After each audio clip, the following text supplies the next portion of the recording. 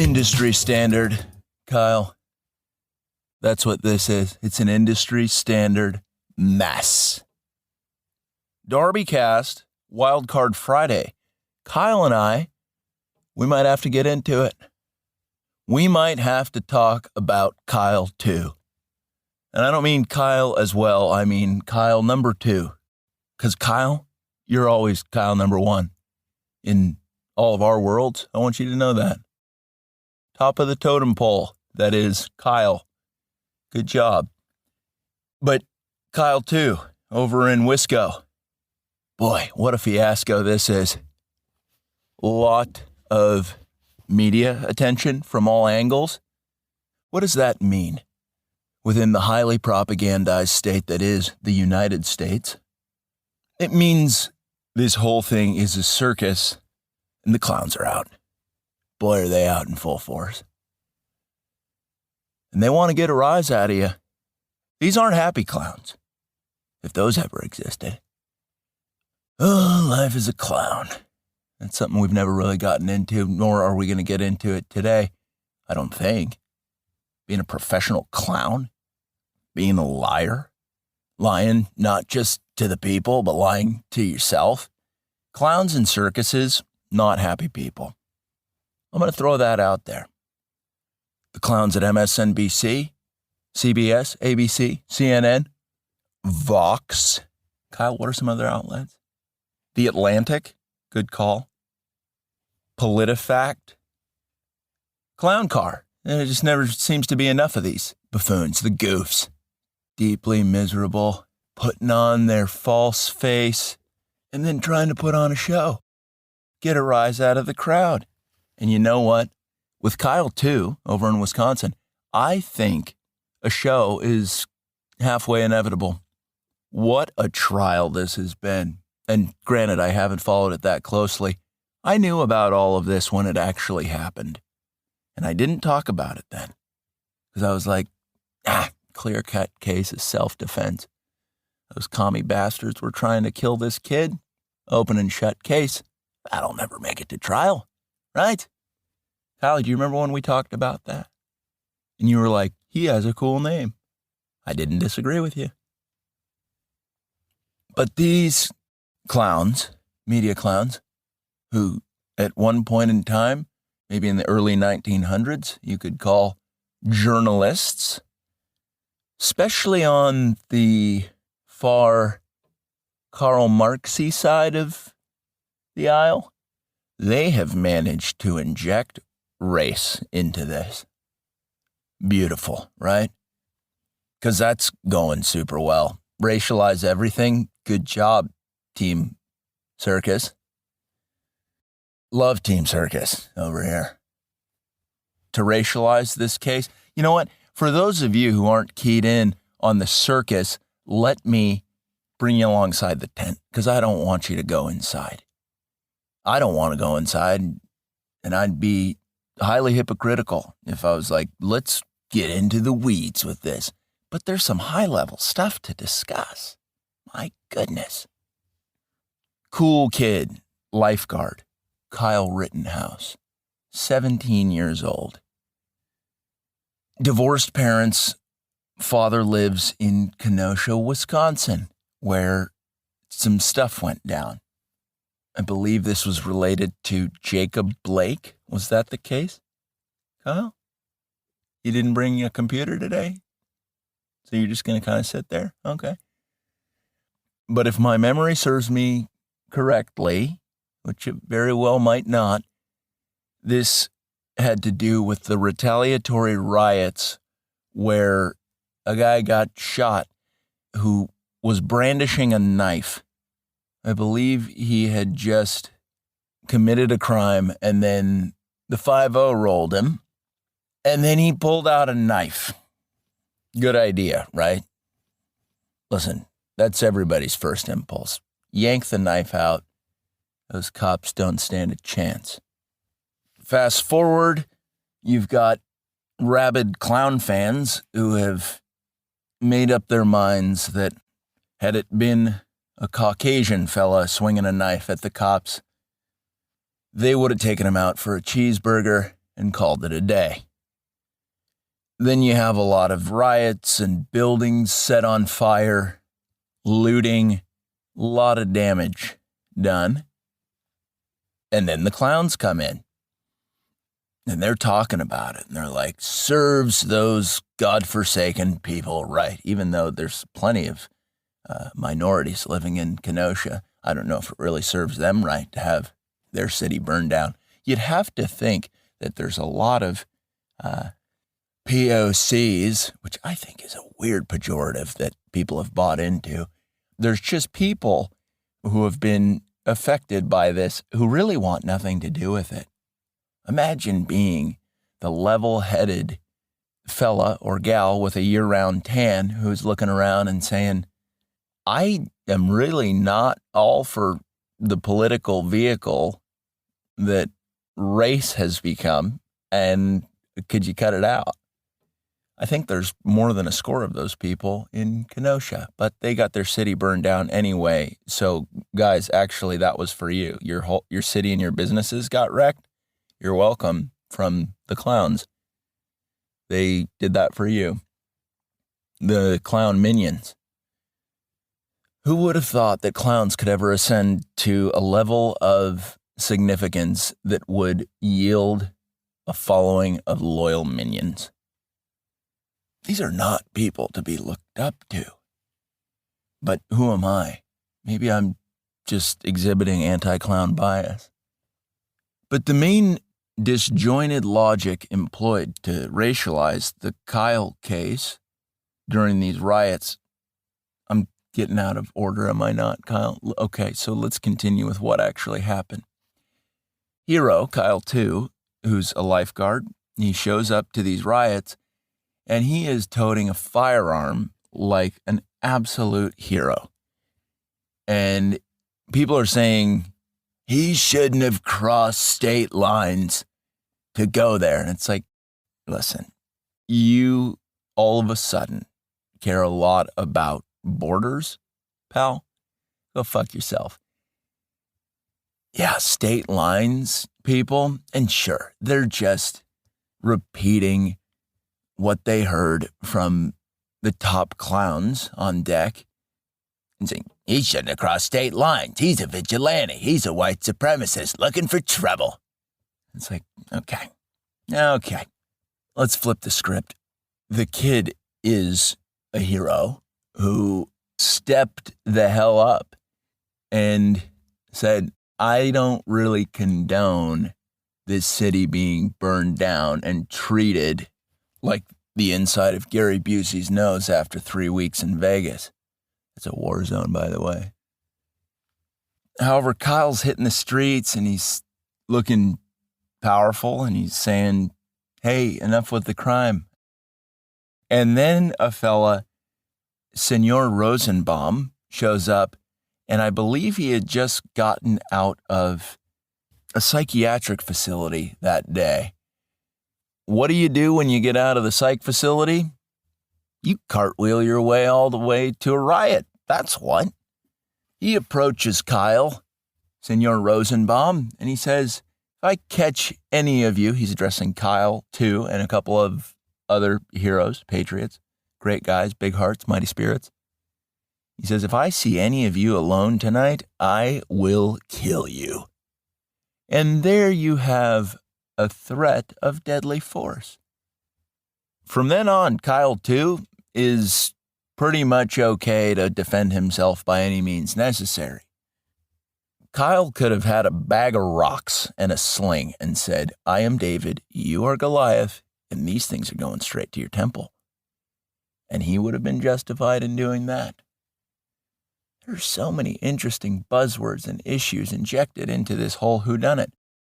Fast forward a little bit in the night that this all went down, Rosenbaum-Aruski tries to team up with some of his other commie minions, and they are alone with Kyle. And you remember what was said earlier, if I find you alone, it's death that's coming for you. So Kyle had right cause to be concerned. Bunch of these bros try to attack Kyle with a skateboard, and then one brandishes a firearm in his face, And then Kyle rips him apart with hot steel, lead. He ices a guy or two and then maims another one, wrecks a dude's bicep. And not a lot lost there, right?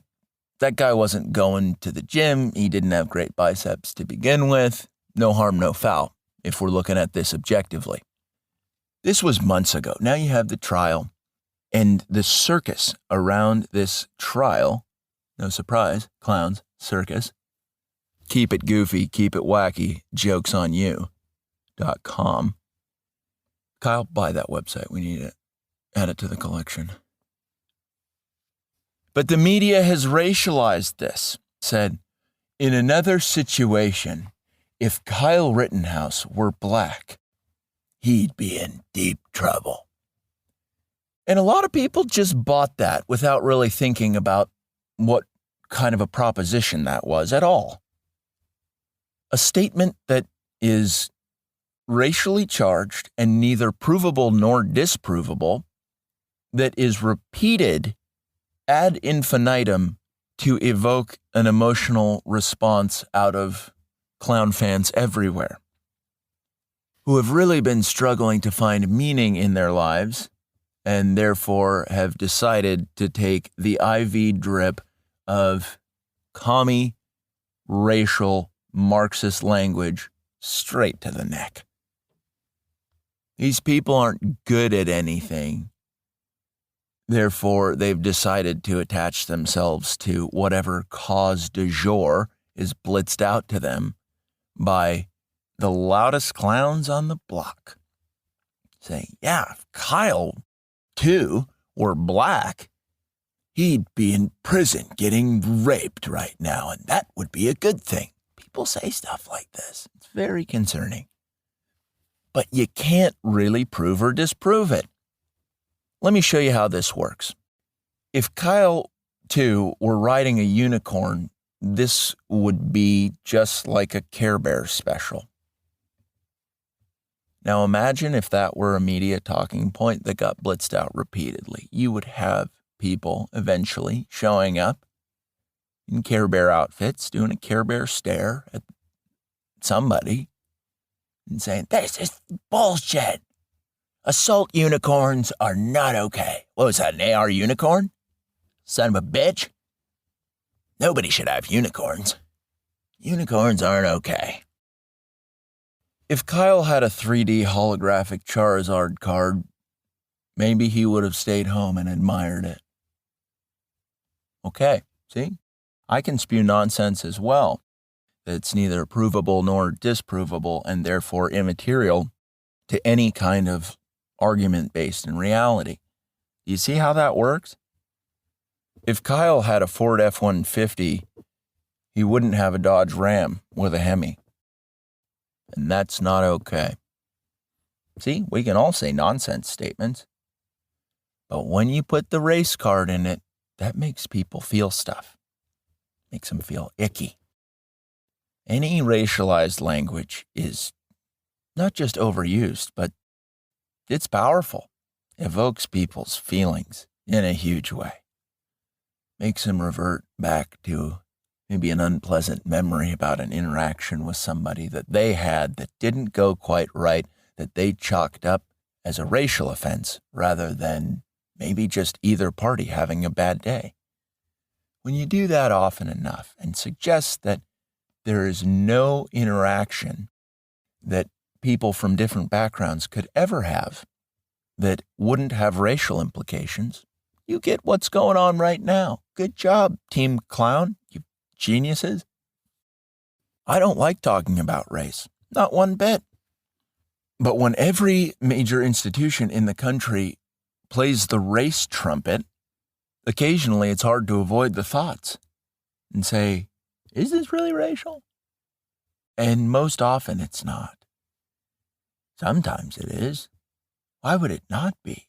You get a bunch of people from everywhere in the world together, from radically different backgrounds, and then tell all of them that kill Whitey, and that the reason that they're never going to succeed is because Some halfway overweight guy named Graham who drives a Prius is penciling in every day on his schedule, 8 a.m. to 10 a.m. What does he do in that time slot? Oppress minorities. So Graham's got to do on the daily. He's got to get it done. Everybody named Graham does that. But let's talk about the implications of our justice system becoming no more than a circus run by pretty articulate clowns, if we're being honest. They've got good writers and they're good speakers. They've been trained by the best. I think a lot of them went to Harvard Clown School and other Ivy League clown schools because, let's make no mistake about it, those institutions, although they used to be pretty reputable, they are circus feeder programs. We all know it.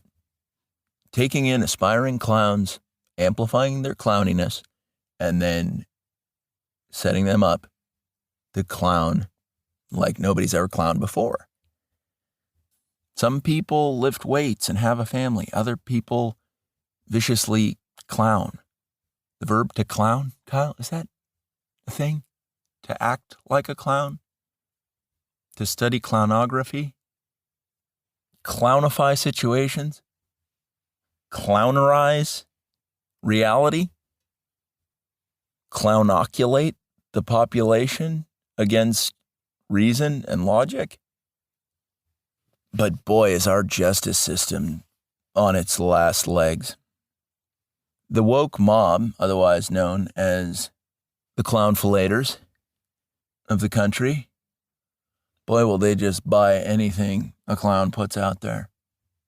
You've got the angry woke mob who are insisting this is a racial offense or it's a gun violation, which it's not by Wisconsin gun laws. The firearm was entirely legal. They need some kind of explanation for things in a way that allows them to carefully deny the reality of the situation, which was 3 adults with criminal records tried to attack a minor who was cleaning graffiti off of buildings the day prior and then said, I'm going to try to make sure buildings don't burn down tonight. I'm going to try that out. Clowns and their minions have said, he's a white supremacist Rambo. He just went there looking for trouble. He just defended this city that his dad lives in. Divorce is tragic, and he's just doing his best. But the clowns love inverting reality. And if you haven't learned how to do this already, DarbyCast doctors, listen to what the clowns say. And then realize that about 99 times out of 100, what they're saying is the exact opposite of what's really going down. If you want to know what's going on with the world, watch the clowns and then just turn everything they say upside down. And then you have the truth. It's pretty chill, actually, if you learn how to do that. It's kind of an interesting thought exercise. You told me about that, Kyle. And that's why you're Kyle number 1 on the totem pole of Kyle. Good job. But to be a juror in this case, these rabid idiots who can barely read and are constantly on the verge of an explosive mental breakdown, they're threatening the jurors and saying, unless you convict this child who was assaulted by a child rapist, look that up. These guys have records. Unless this kid's guilty, it'll be hell to pay. We got another riot on our hands. You're making us do this. If this kid ends up getting the guilty verdict because of juror intimidation, which is a crime, I think that might upset some people who aren't particularly fond of the clowns and their little minions. If there are riots everywhere, because that's how this works, right? The reach of the clowns is vast. They're on all these people's phones all the time, being like, you should fucking burn some shit if this goes the way it should. Or the kid walks, and truthfully, it shouldn't have even gone to trial. If that happens, if the kid walks, it'll be hell to pay. If the justice system handles this correctly, time to create chaos. Imagine thinking like that. What do these people think first thought in the morning? I wake up and I'm like, give me some coffee and a sleeve of fruit Mentos. These guys think, let's build gulags and take anyone who still has a semi-handle on objective reality and kill them to death. That seems like something that somebody like this would say. But if the mob wins, that is the effective death of the judicial system in our country. Some would argue that it's happened long before this. But this, I believe, would be the nail in the proverbial coffin. Open and shut. Hammer the nails in. Lady Justice is raped. Yeah, the clown fans need to be rebranded. They need to be called justice rapists. And I mean that. Language these days and propaganda has quasi-magical properties where it really affects people in weird ways.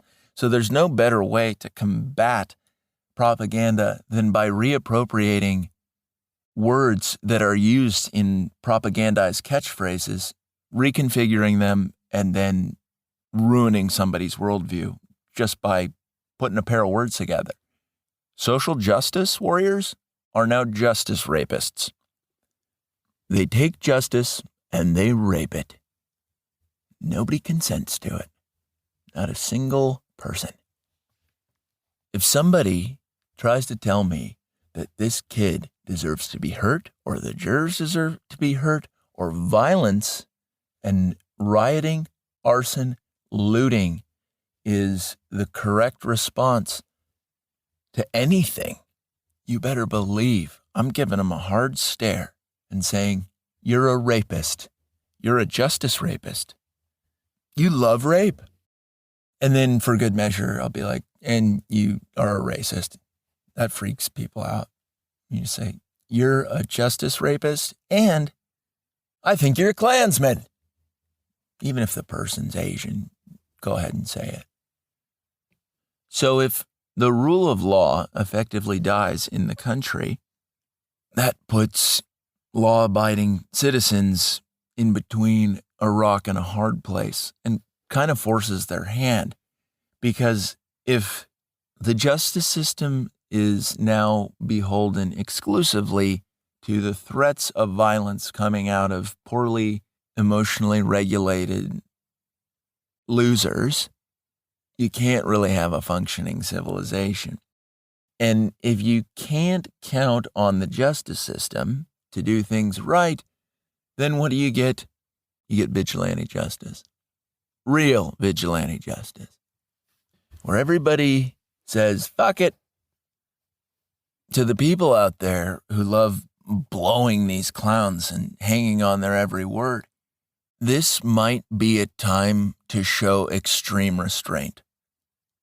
You've done a lot over the past couple years.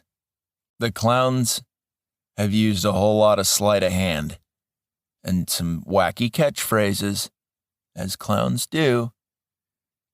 But I would encourage you to settle, to reel it in. If Kyle's guilty, Kyle too, if he's guilty by virtue of circus hoopla and people threatening to burn down the circus tent, that's not good. If Kyle walks and there is a crime wave in multiple places, because social media, mass media, they'll convince the clown minions to do it in a ton of places. The only correct response to this is Kyle walks. And this is based on the evidence, right? This is a clear-cut case of self-defense that should not have even gone to trial. Legal scholars of the DarbyCast know this well. The only way to avoid lighting up the tinderbox that is the country is for Kyle to walk and there to be no violence afterwards, no crime waves, no retaliatory nonsense. But that's going to require you to look at the clowns and say, wait a second, you're a fucking clown. Why am I listening to you for serious advice? I wouldn't go to a dentist to ask for advice about how to deal with my Ford F-150. Why would I go to a clown to tell me how I should perceive legal matters?